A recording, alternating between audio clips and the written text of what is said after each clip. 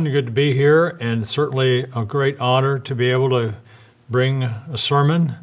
And just wanted to start out here and mention about an example that we all are very familiar with about what God commanded Noah to do. God told Noah to build an ark, and this ark was a huge, huge ship, as we understand.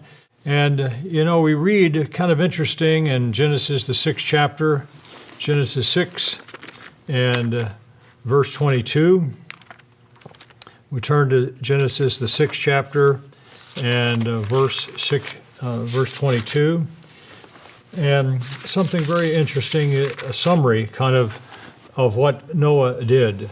And in verse 22, it says, "Thus Noah did according to all that God commanded him, so he did." And that's what's interesting. He did everything down to the detail. Can you imagine building this huge boat or ship, you might say? It looks like it would be a rectangular shape. A lot of, design features on it that we see today from a modern-day Noah's Ark may not have existed back then, but nonetheless, this did float, but Noah had to do it exactly as God commanded. So he gave attention to detail. And, if he had left out a peg or didn't, put the asphalt or the tar or whatever it was that sealed the boat, made it waterproof, if he didn't put that on every part of the ship, or the box or the boat of the ark, there would have been a problem, but it would be problematic. But Noah did all that God commanded him. We read about Abraham, a memory scripture that we often quote from time to time, Genesis 26, verse 6. Abraham paid attention to details, including tithing, but he did everything that God expected of him. And it was a remarkable example of his faith. Many people believe that you just have to believe, but here Abraham backed up his belief with a lot of action, and he gave attention to detail. And we read this in Genesis 26 and beginning in verse, let's see, verse 5. And it says, "Because Abraham obeyed my voice, kept my charge, my commandments, my statutes, and my laws." And those are summary items, but every one of those things, every one of those ordinances, every one of those statutes, and every one of God's laws, Abraham did not leave it undone. He kept them all, observed them, did them, obeyed what God said to do. And, of course, one of the first things God told him to do was to get out of Haran, to get out of his home comfort zone, and to go where God would tell him to go. And he went not knowing where he was going, but God knew. But nonetheless, Abraham put one foot in front of the other, and he gave attention to those details that God wanted him to do. We read that Moses was faithful in all of God's house. We read that in Hebrews, the 3rd chapter, verse 5. So why is God concerned about these little details, these little things that, in addition to the big picture that these very, famous and well-known individuals accomplished?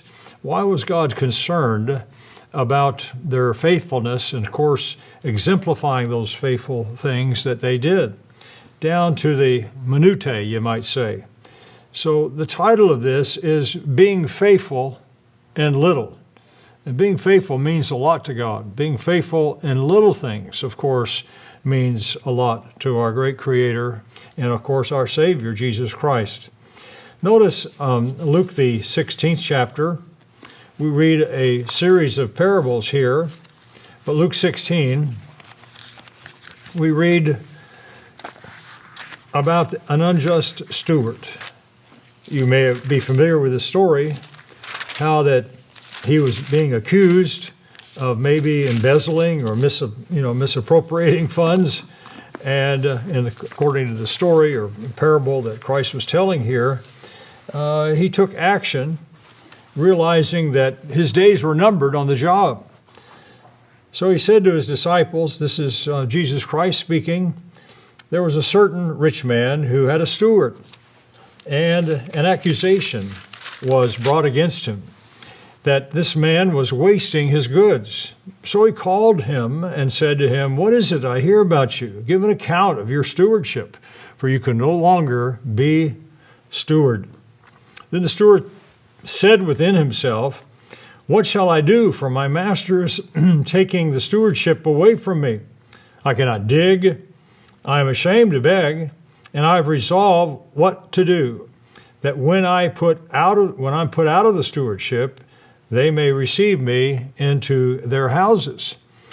This is a very wise thing to do, and Christ mentions this. He says, so he called every one of his master debtors to him and said to the first, how much do you owe my master? And he said, 100 measures. Well, according to one commentary I looked at, that'd be about 900 gallons of oil, or 900 gallons of oil to, anywhere between 450 to 900 gallons. Well, it was 900 gallons to begin with. And then he said, 100 measures, let's see, how much do you owe my master? He said unto him, 100 measures of oil. So he said to him, which is about 900 gallons, take your bill and write down quickly, write 50. That would be 450, cut it in half. Then he said to another, how much do you owe? And he said, 100 measures of wheat. And he said to him, take your bill and write 80. And this was approximately from 1,000 bushels to 80 bushels of wheat. And so the master commended the unjust steward. You can imagine, if this had been a real scenario, how appreciative the individuals, the farmers, or those who were dealing with this commodities, how they would have appreciated not to have paid such a big price and received such a remarkable discount, a 20% discount in one case and a 50% discount in another. So the master commended the unjust steward because he dealt shrewdly. For the sons of this world are more shrewd in their generation than the sons of light. And we know that obviously in this particular scenario, this parable, that the unjust steward was thinking ahead. He had a plan B, and quickly thinking about it. It'd be like somebody leaving a political office. The handwriting's on the wall. His boss might be being voted out, so he knows his days are numbered, so he might be planning his next move, kind of segue into something else nearby, but having the experience working in Washington, D.C., and you see this all the time. And, you scratch my back, I'll scratch yours, and so people, in their carnal wisdom, will be paving a way to move into another position, thinking ahead just in case if they fail, to be received favorably by someone else. So Jesus Christ said, I say to you, make friends for yourselves. We can take a page out of planning ahead. I say to you, make friends for yourselves by unrighteous mammon, that when you fail, they may receive you into an everlasting home. Now we know that when we talk about everlasting, that's taking it from the physical picture to a time in the future when there will be everlasting life. And I'm reminded many times, having read this parable and hearing it explained time and time again, that we have wherewithal whereby we contribute, we sacrifice, we give to the work of God, and that makes it possible for the magazine to go out, and the literature and the Bible study guides, the booklets, all the things that cause people to become interested, to eventually make their way toward giving a phone call or actually visiting, coming to church, leading to baptism, and then of course being a member. And then if you don't stop there, going forward, onward into becoming a member of God's church, a full member, developing, growing, and then being born into the very family of God. My family came in 1965. They were baptized that year, but it was the years before when my dad was taking the literature. Somebody paid for that literature. Somebody sacrificed. And I know widows would eat peanut butter and jelly sandwiches from time to time so that they could scrape, their nickels and dimes and excess change and send that into headquarters to make it possible for the Word of God to go out, doing their part. See, it was such a small amount, a little bit, but that little bit made a big difference in many people's lives, and certainly God took note of that. Those little things mean a lot to God. And just think, if it were to help somebody come into the church, can you imagine? Because somebody tithed and somebody gave their offerings and paying forward, so to speak, and making it possible for others to know and understand the truth.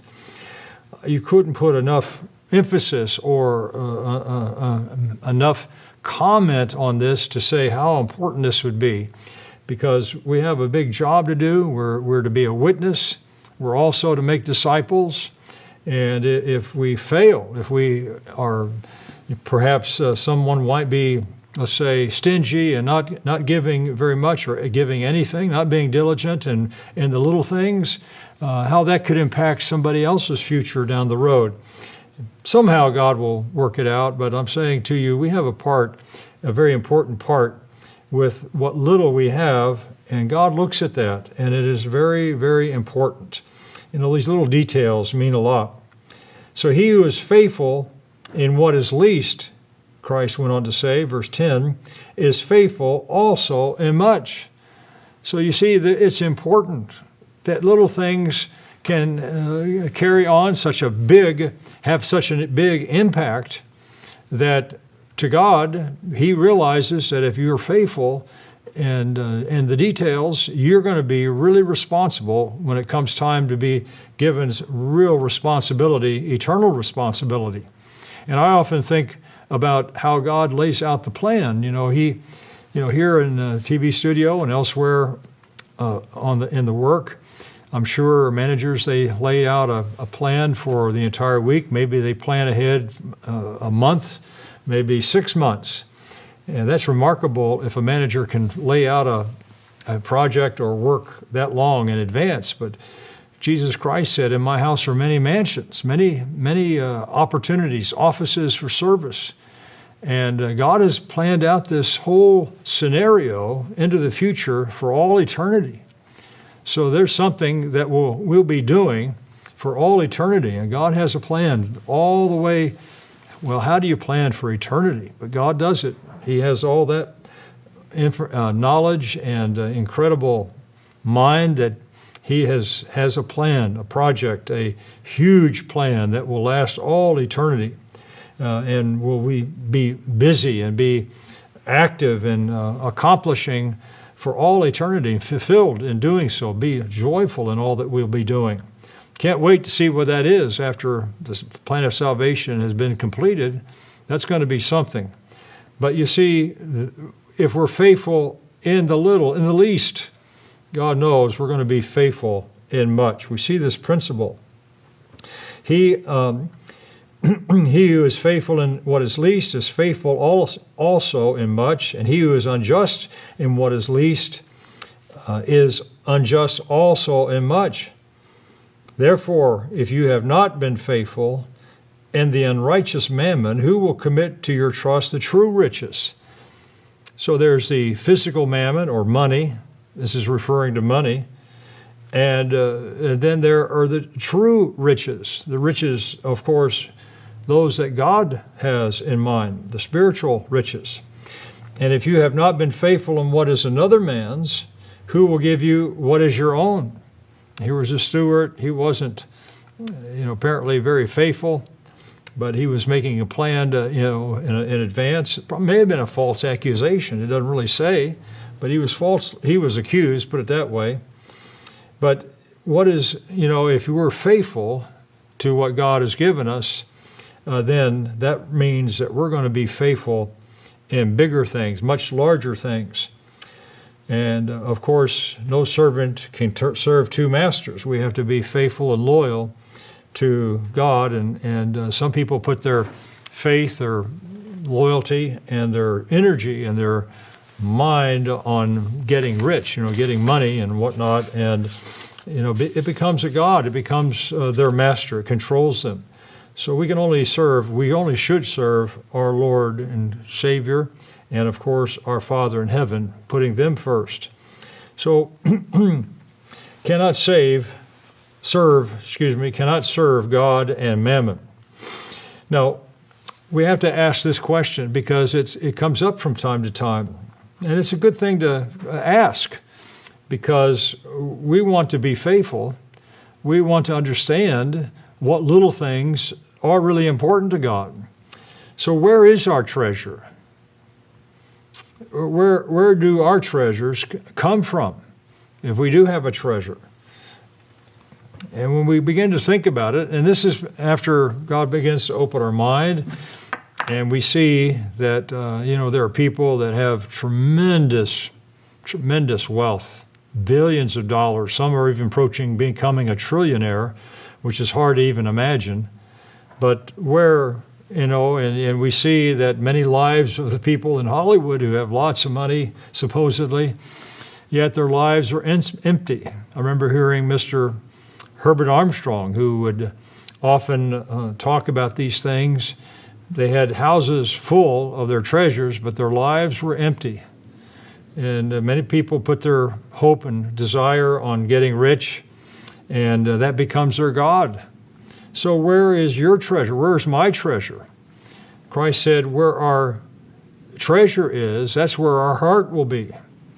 And so we have to analyze that and ask that question, because we don't want our heart to be in this unrighteous mammon, do we? We want it to be in that which involves the true riches, in that which involves the work of God. So where do our treasures come from? Well, one of the trials that people face when they come into the church, and there are challenges, I should say. It's not a trial. It's a challenge, a test, you might say. Well, one of course, would be the Sabbath. Another one would be, of course, tithing. I remember talking to an elder one time. He said the hardest thing for him was to tithe because you just didn't tithe when he was growing up. I mean, it was something that he gave a little offering, but not a full tithe. Wow. But as we come to understand God's will and this small detail, because you see, God says we can have access, we're given fresh air, we're given food, we're given many, many creature comforts and blessings, life itself, and 90% of our income that we might make, all we need to give God is the 10%. Very small, very minor detail. But to the carnal mind, that's a big amount of money, so it's a struggle. Some people have struggle with that. So we have to learn that, well, if God owns everything, He has the right to take it all. He owns it all. But He wants us to have the 90%, and only 10% He requires. So we begin to see when we come to that issue, that small little detail of financial management, financial success, that God only requires that small 10%. And I say small because when you get used to doing it, it's really not a big deal. And there's a reason for that. We're learning that God is over all. He provides everything. He owns everything. So if we ask ourselves, well, who owns everything that's on the planet? We have to honestly say, God owns it all. He owns the land. He owns the air. He owns everything. And yet He allows us to have life, which is incredible, value, and everything that sustains life, and even adds creature comforts. Where, I drove here with a vehicle that had a heater in it, and on a cold day, that's pretty nice. So God owns everything.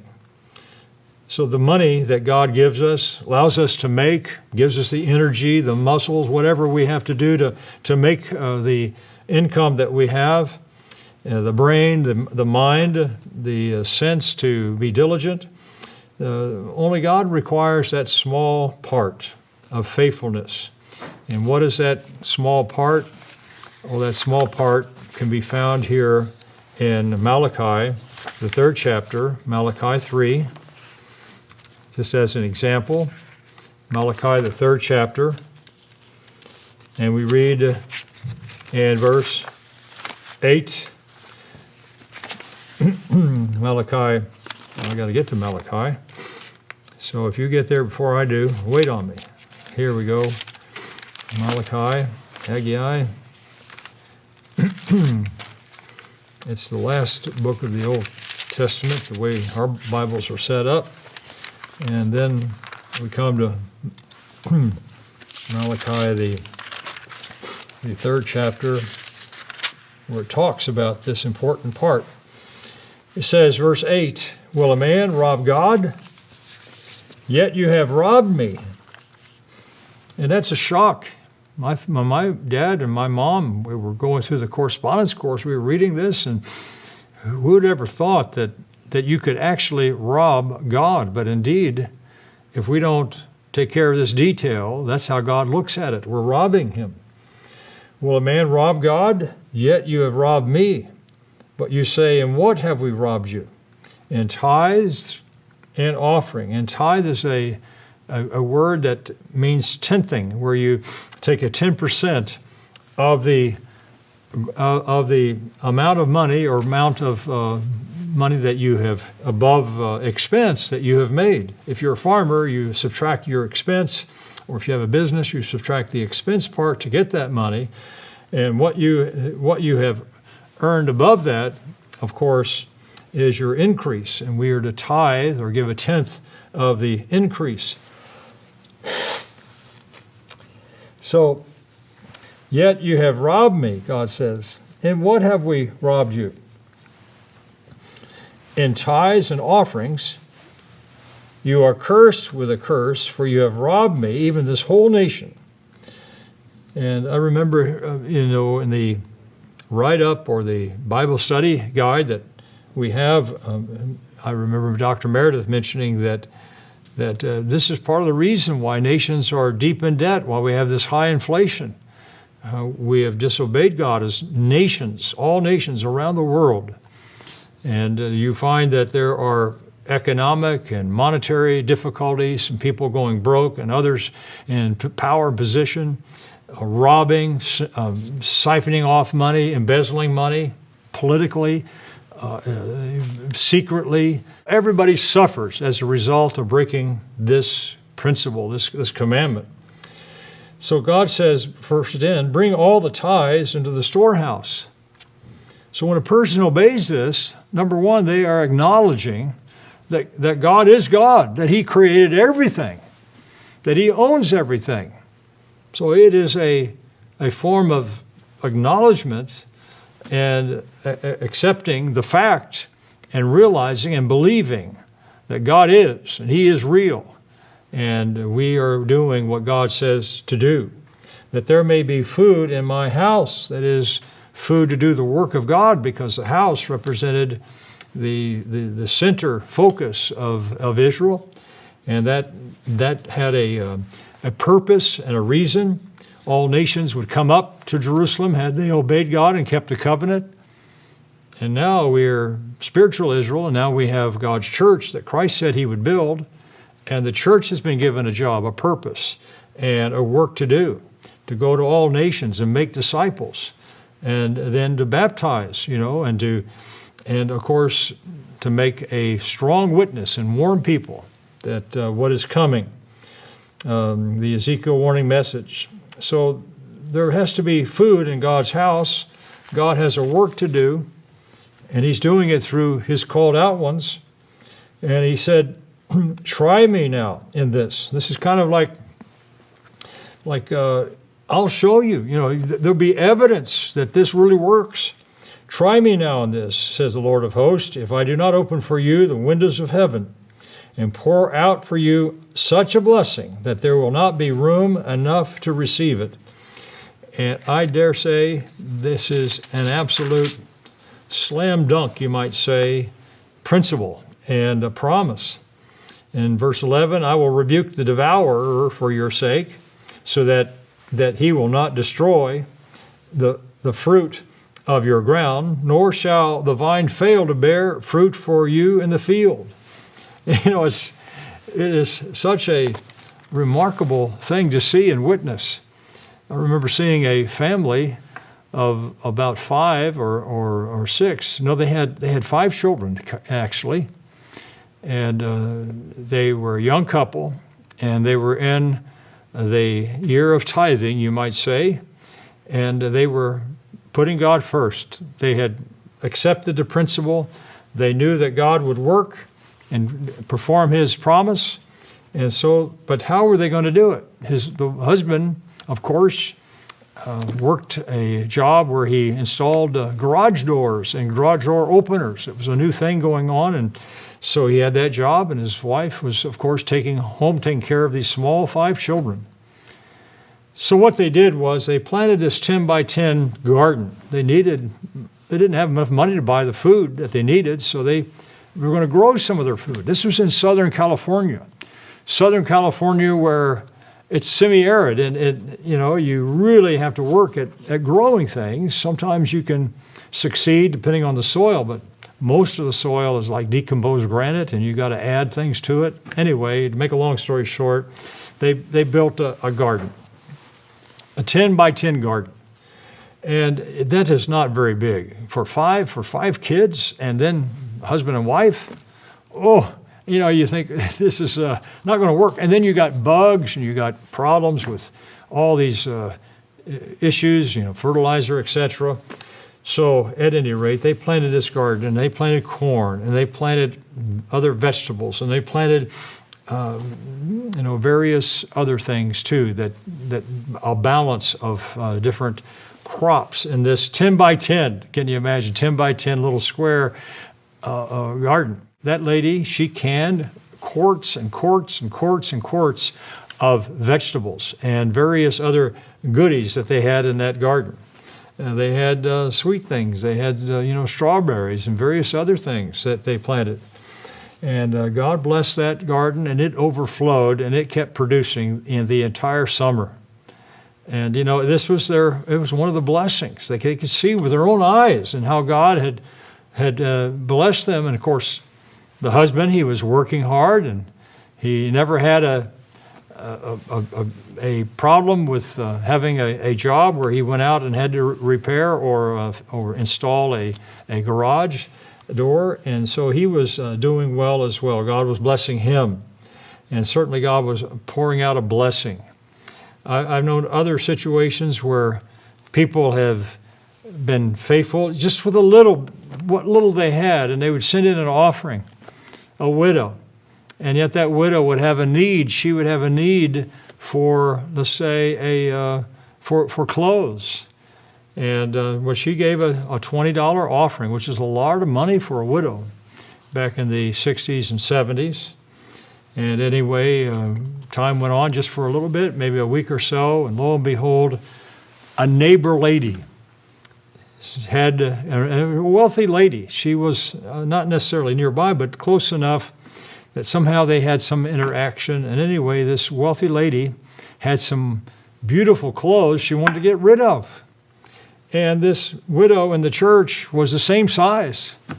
These were almost brand new clothes, and this rich lady gave her like a dozen dresses and a dozen things that she needed, and certainly this was what she needed to not only go to Sabbath services, but also to be able to keep God's feast as well.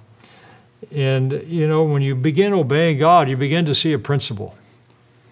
And that principle is you can never outgive God. You can try it, and I encourage people, increase your offerings, and, give and practice this way of give that God has shown us, and see what happens. Put God to the test. See if he will not open up the windows of heaven and pour you out a blessing that you will not be able to receive. I've talked to people who are familiar with the year of tithing, what we call the third tithe year. And, this is a principle. And they have to manage their budget. They have to cut back, prepare for this year. And, of course, there are those that may not be able because they're not working or because they're really, just barely able to survive in poverty level. And they can counsel with their local pastor regarding this particular principle.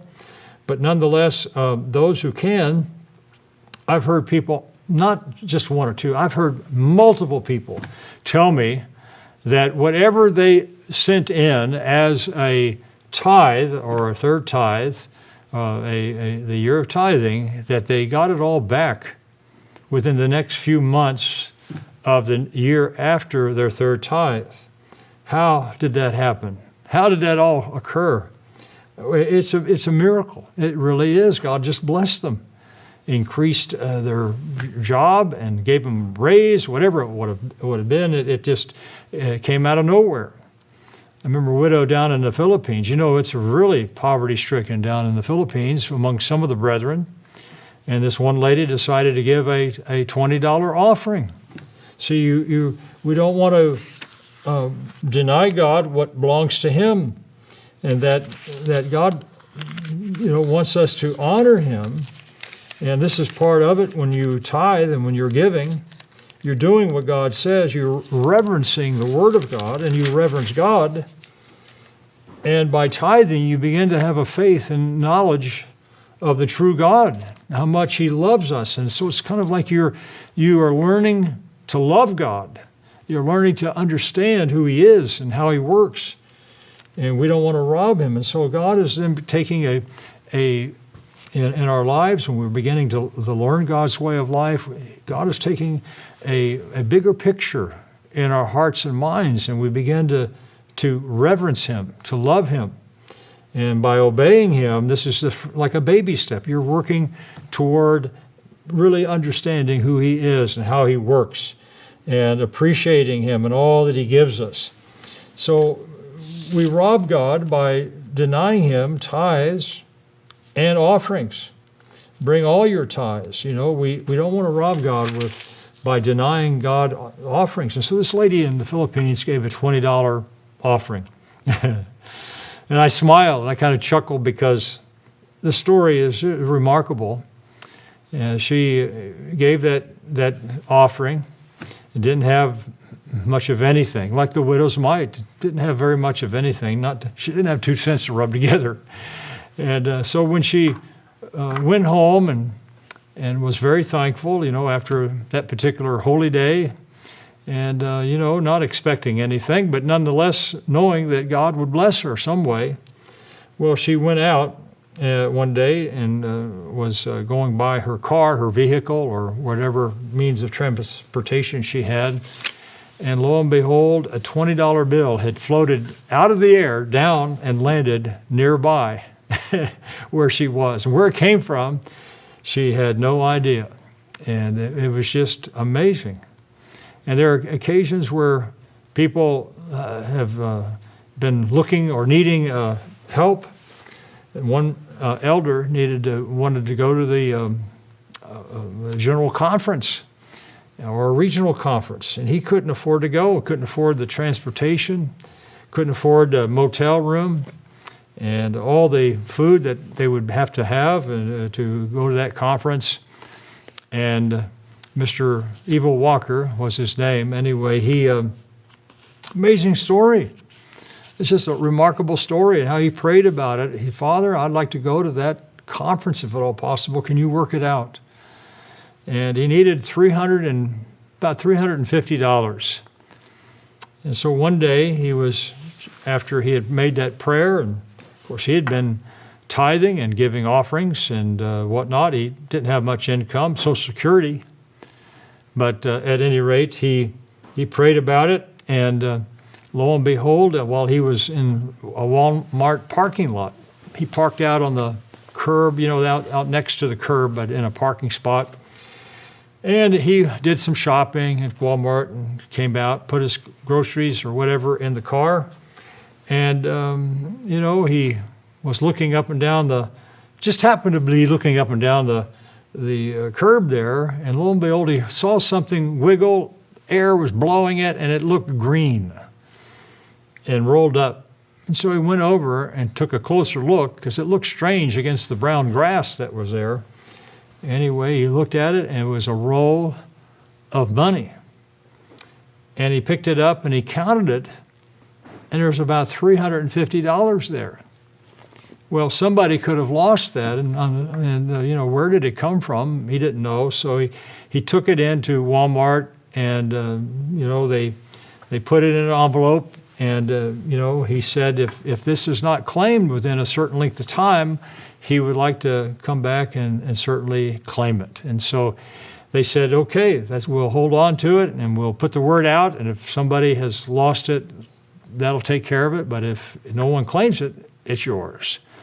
So a month went by, and they published it. They said there was some lost money. Please come to the business office, etc.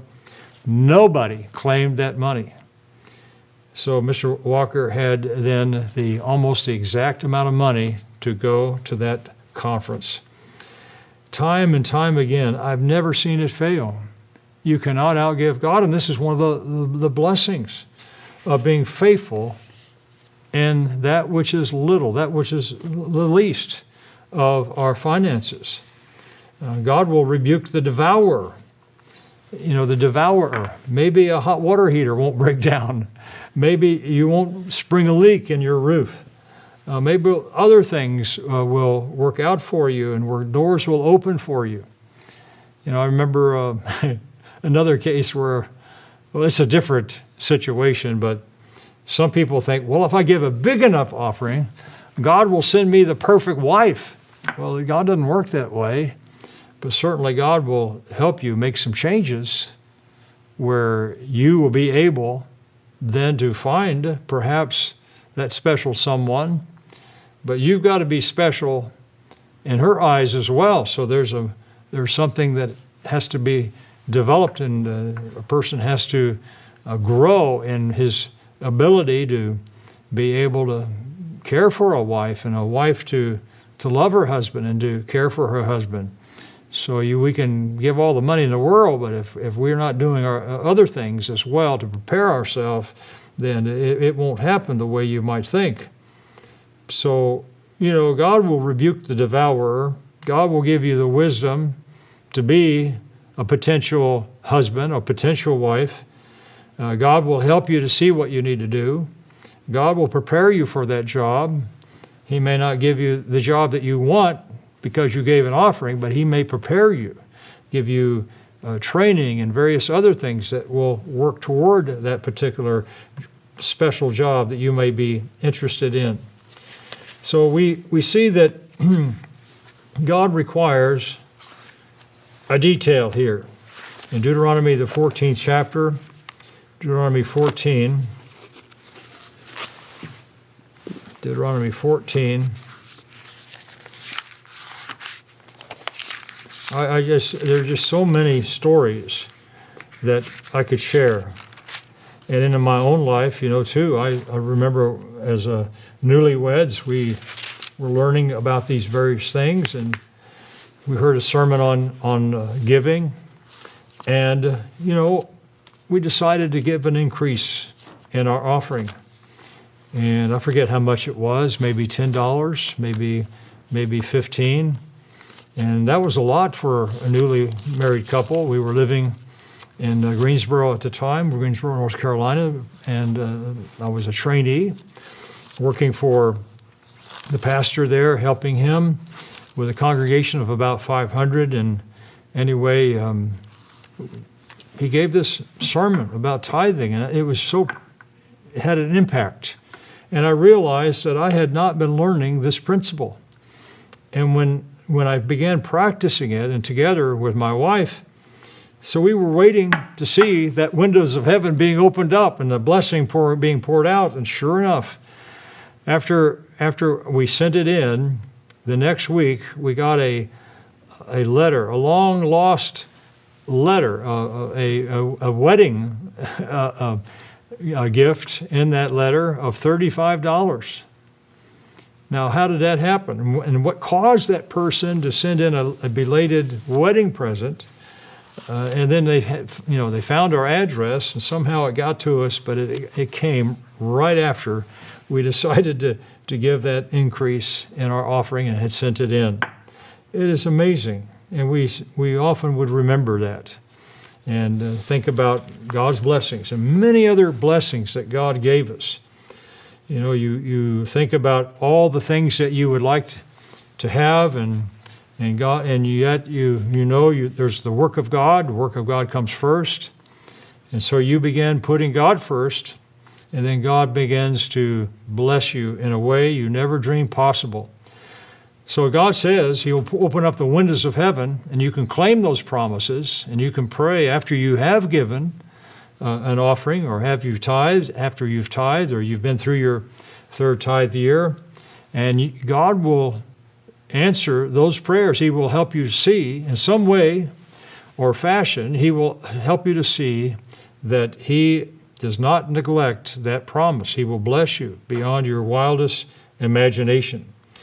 So in Deuteronomy, the 14th chapter, I was just turning there, and I have to check this out again. Deuteronomy 14.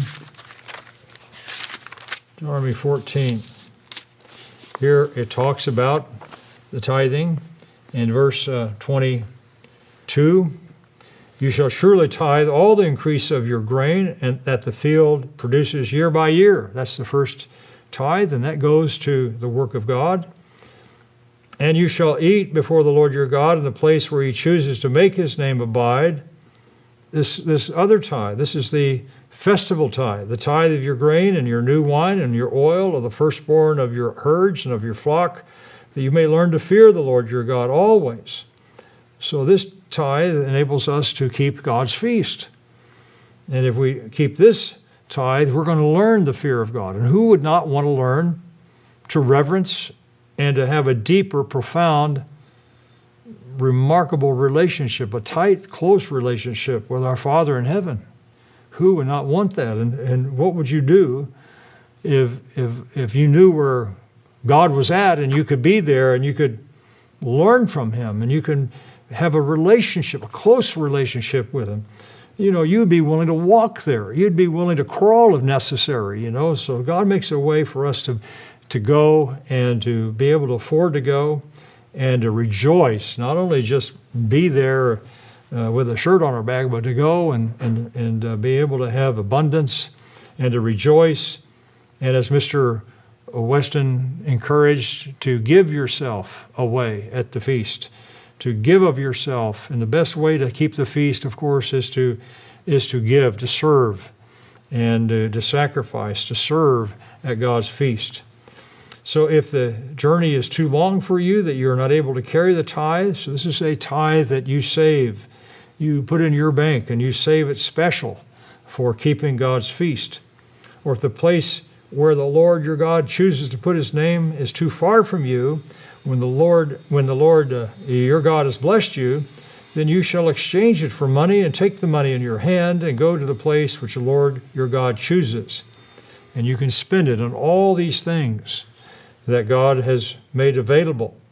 And we're to rejoice before God. And Mr. Weston wrote that article and showed that rejoicing involves also giving, sharing. So we're to be faithful in these things. And God will bless us beyond, our ability to comprehend the actual blessing. So second tithe is important to keeping God's feast. It's important for our widows and those who may not have very much, on limited income. It's important for them to save a little bit, to sacrifice, even though they're not working, still to set apart some funds, because that shows that you're willing to share, you're willing to do your part to help defray the expense, and this enables more monies to be made available for for bigger families and childless or fatherless children, and women who may be single moms, etc. So this enables the monies to stretch. So it's something to keep in mind. And if a widow does that, if she does set aside funds, this looks really good when you're sending in a request for festival assistance. So it's very important to think about that.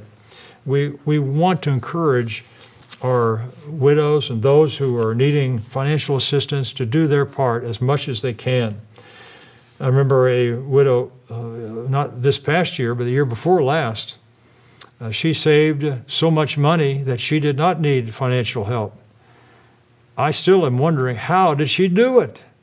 But she, with a lot of creativity, managed to have some sort of extra income coming in, and she had enough to rent a cab and do all kinds of traveling and then keep God's feast.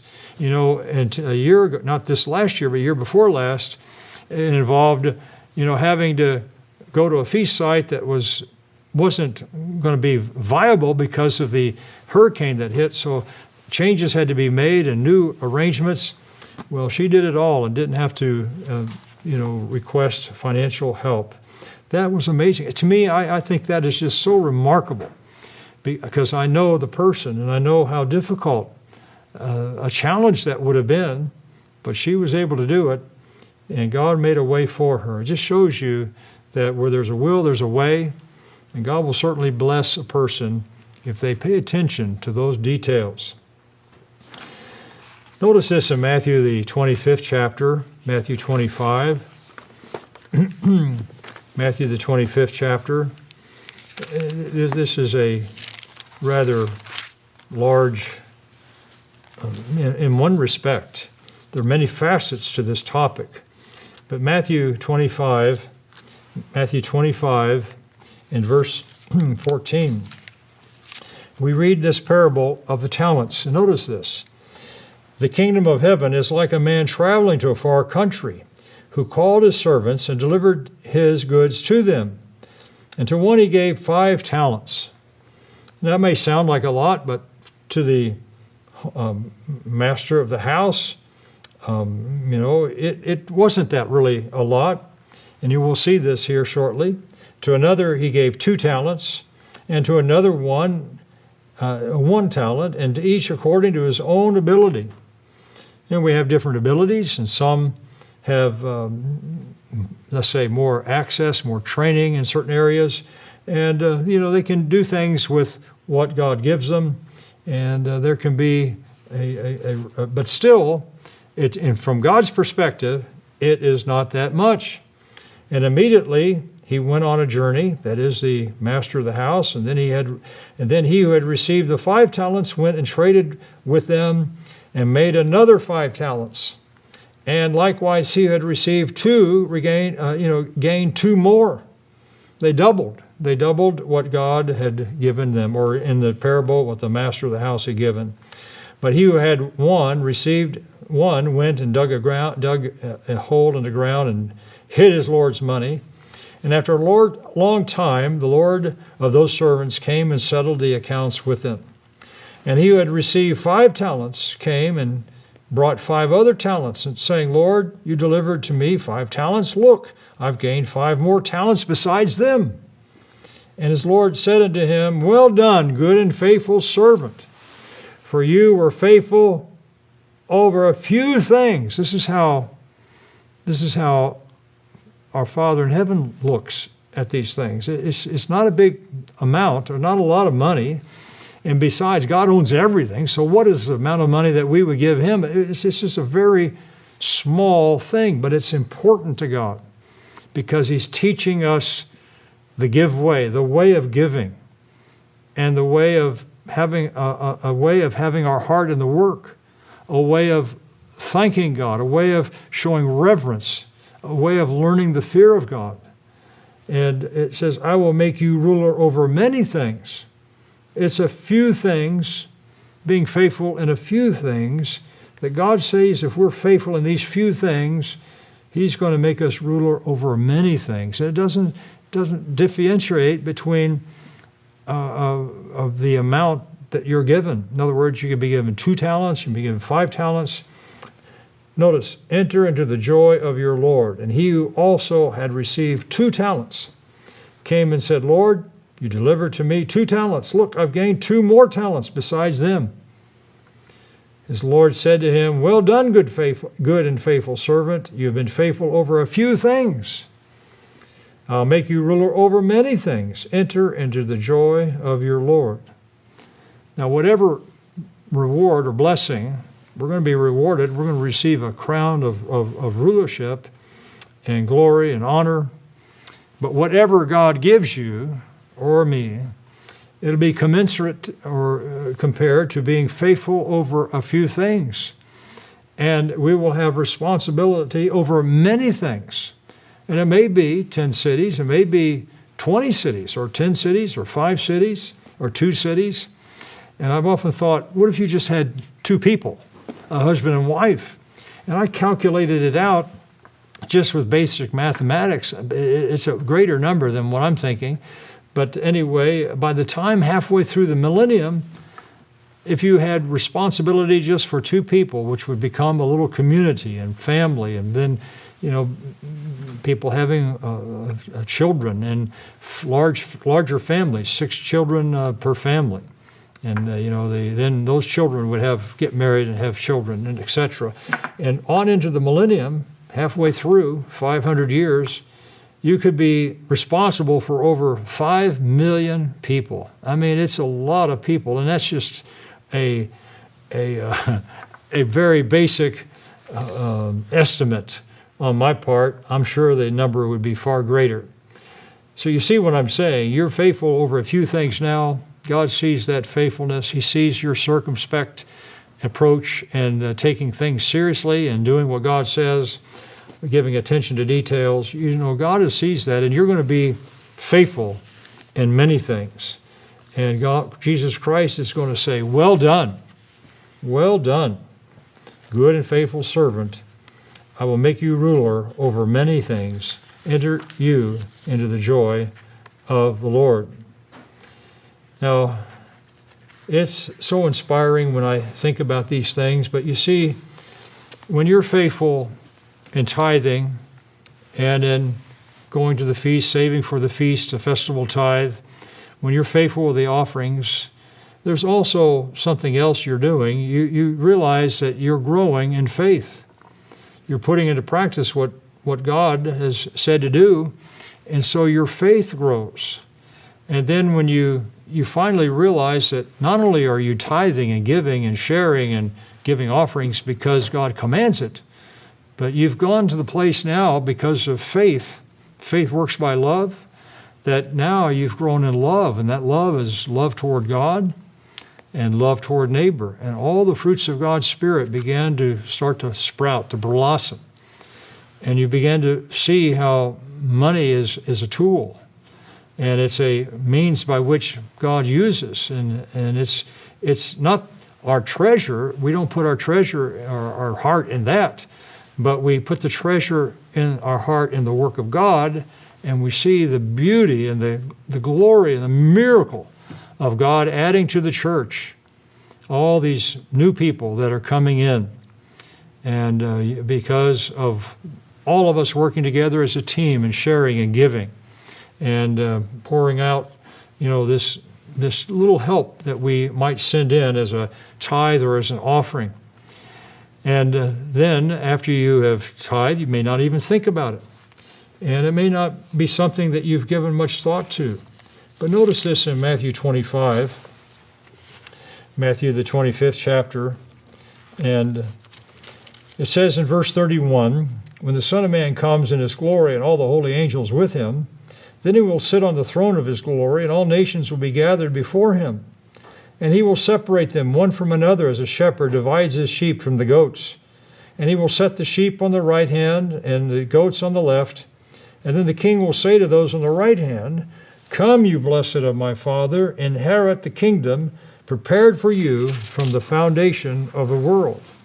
And brethren, I hope this can be said of you and of me, that we not only are doing what God has said and commanded, but it becomes a habit. It becomes, it's part of you. You wouldn't think of not doing it. You wouldn't think of not keeping God's commandments. You would not think of not going to Sabbath services and keeping God's Sabbath. And so it becomes a part of you. You don't even think about it. As Christ said, don't let your left hand, when you do your charity, don't let your left hand know what your right hand is doing, or vice versa. So notice this, for I was hungry and you gave me food. Maybe you've done that. Didn't even think about it. You just went ahead and fixed a meal for someone who was sick in the church. But it all began with tithing. It all began with little baby steps, just beginning to learn about God's way and begin learning about the love of God. And then that extends to love of neighbor, and then the feast and sharing and serving in the congregation. And it involves fellowshipping. I was thirsty and you gave me drink. And I was a stranger and you took me in. And I was naked and you clothed me.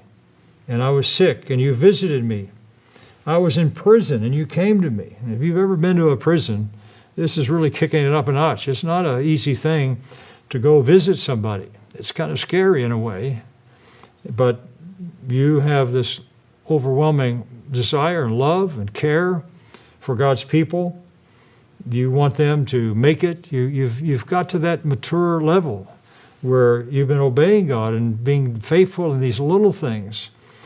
And God has given you then not just a physical blessing, not just pouring out the windows of heaven, and rebuking the devourer, not the devourer, not only rebuking the devourer, but also giving you more faith and more love, giving you wisdom and understanding, giving you the zeal and the desire, putting the thought in your mind to go visit somebody that might be in prison or somebody that is sick. Then the righteous will answer and say, Lord, when did we see you hungry and feed you, or thirsty and give you drink? They didn't know, they didn't even, it was second nature. They just, what they would do. And they had been in a habit of doing these things. When did we see you a stranger and take you in, or naked and clothe you? Or when did we see you sick or prison? They had no idea that when they were doing these things, how God looked at these details, these small things. When did we see you sick and in prison and come to you? And the king will answer and say to them, assuredly I say to you, insomuch as you did it to one of these least of these my brethren, you did it to me. You see the details. The small things really do mean a lot. So remember, faithfulness begins with small but very important details of obedience. Tithing is a small matter, but it has such big meaning to our Father in heaven. And God gives us a return, a marvelous return, not only the physical, but also the spiritual, as we see here.